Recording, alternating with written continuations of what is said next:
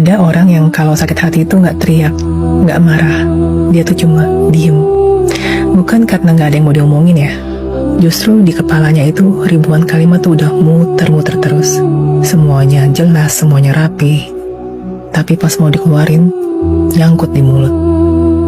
Akhirnya ya udah, dipendam aja. Dan pelan-pelan pun jadi kebiasaan. Jadi kayak tombol otomatis. Ketika disakitin, ya tarik diri. Ketika dikecewain, ya diam. Sampai lama-lama orang lain pun salah paham. Dikiranya dia dingin, dikiranya dia gak peduli. Padahal sebenarnya hati dia itu penuh dengan badai. Tapi badai itu gak pernah dikasih izin untuk keluar. Dalam psikologi ini namanya emotional withdrawal.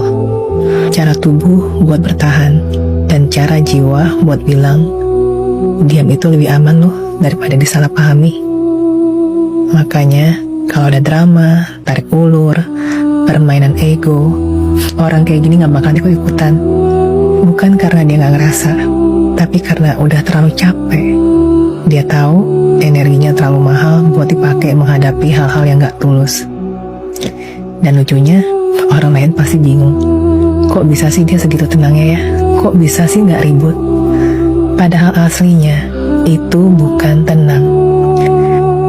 Itu adalah luka yang udah dilatih menjadi hening.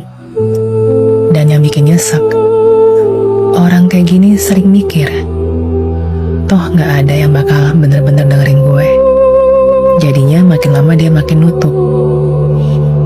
Padahal dia bukan batu loh, dia juga bukan es.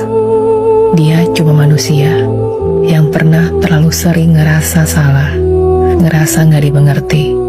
Sampai akhirnya dia percaya bahwa diam lebih aman. Dan yang dia butuhin bukan dipaksa ngomong, bukan juga dicecar biar jujur. Dia cuma butuh satu, rasa aman. Seseorang yang bikin dia berasa, gue boleh buka suara di sini dan gak akan disalahin. Jadi kalau suatu hari dia akhirnya ngomong ke elo, itu bukan karena elo hebat dalam memaksa, tapi karena dipercaya sama elo. Dan kalau elo sudah sampai di titik itu, jangan pernah main-main. Karena sekalinya dia nutup lagi, elo bisa hilang dari hidupnya selamanya.